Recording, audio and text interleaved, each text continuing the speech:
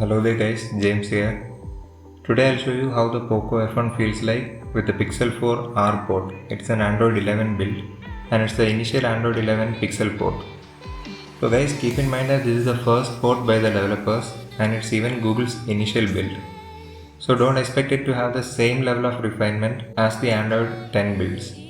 So Google will be slowly refining their builds and ironing out the bugs over time. So as the developers. That said, doesn't mean that this is a messy ROM or it doesn't have features. I'll talk about what I mean here later in this video.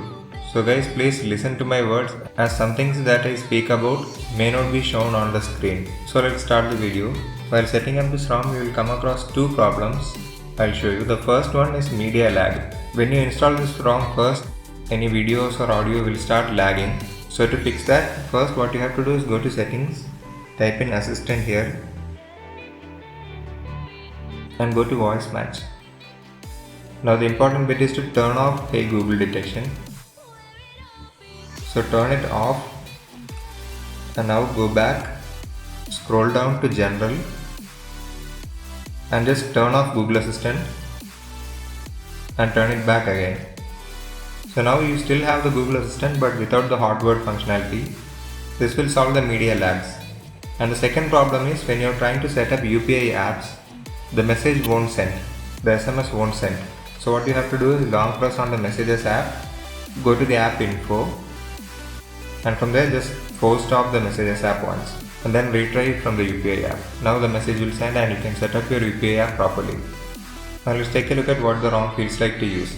First you have the usual Google Discover page to the left and you will see some extra animations in the launcher here. When I scroll down to the next page you will see a bounce, not just a slide, a bounce. And they finally added swipe up to go back to the first home page, which the Android 10 build lacked. Now coming to the recent screen, they have removed the suggestions bar at the bottom and instead of that they added two options, select and screenshot. Coming to screenshot, the bug is still there that even if I'm in silent mode, the screenshot makes the sound. So that's quite annoying. And I'm not a fan of these bigger app cards here. Individual apps are shown bigger now, but I'm not a fan of that. I want to see more apps on the recent screen so that I can switch easily to any previous app. And my current recent screen of choice is from MIUI. Other than that, there's this new bubble feature, but there's a problem that I couldn't test out this feature. I've enabled all conversations to bubble, but nothing is showing the bubble option.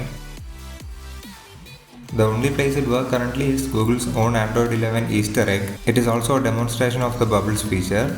I think because it's a newer version of Android, apps will take more time to implement this feature, or if there's any problem with Google's side, they'll update it slowly and fix it. One good privacy feature that Google added is called scope storage. So what it does is, it only allows the app you are using to access its own data. So I'm using Solid Explorer here and if I go to the data folder, it shows empty here. So as a PUBG player, I found this annoying because every time I install a ROM, I need to copy my PUBG data here. But if you have root access and a root file manager, you can still manage to gain access to the folder. But scope storage is a very good thing for privacy protection. Now as it's a newer Android version, I also face some trouble with some applications, which is usually expected, and sometimes even the Play Store behaves weirdly. Like when I download an app, sometimes the download will just freeze at around 90%, like the internet disconnected. Now coming to another bug, this will annoy gamers out there. When you're gaming and when a notification comes, if you access the notification or if you interact with the notification area, sometimes the whole area will turn black permanently and the notification bar will be permanent there. It won't go away. Now let's compare the performance of Pixel 4 port to Android 11 version of ROS beta. Now I'm comparing it against ROS because that's the only Android 11 ROM I've tried before.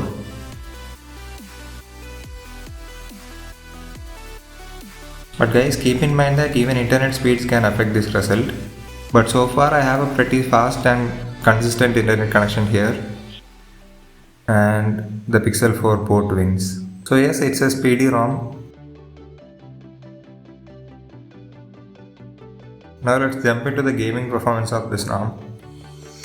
Guys, enjoy the gameplay. I'll talk you through some things. First of all, I want to talk about heating while gaming. I don't think this ROM is for the hardcore gamers out there because from what I've noticed, it's producing more heat than the Android 10 ROMs. Even I am going to switch to an Android 10 version soon. For non-gamers out there, this ROM is perfect. It's a solid daily driver with minimal bugs and issues. It is definitely a dailyable ROM.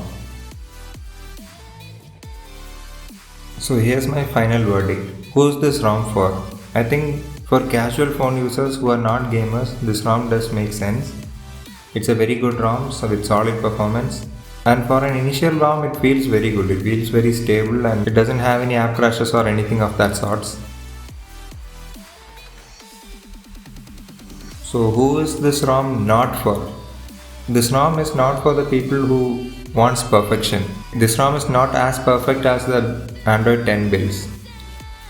Reason being, even this is Google's initial build, so even they'll be refining the ROM over time. They'll be ironing out the bugs, adding features, and improving the overall stability of the ROM. And even the porting developers have more time to work on it. So I would recommend this ROM for casual users, but for gamers, I'd say it's probably a good idea to hold back. But I'm not enforcing this idea. This is just my personal taste on this ROM. You are completely free to try out any ROM you want. So with that being said, I am eagerly waiting forward to more builds from Google as well as the developers. If you like the content I am making, you can subscribe to the channel to get more such videos.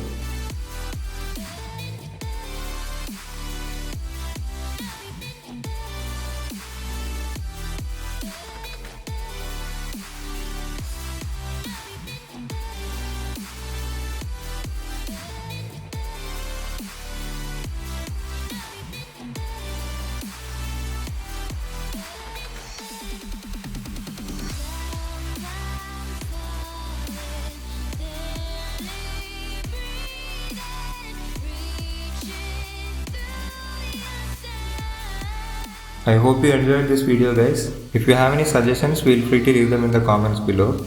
See you in the next video, guys.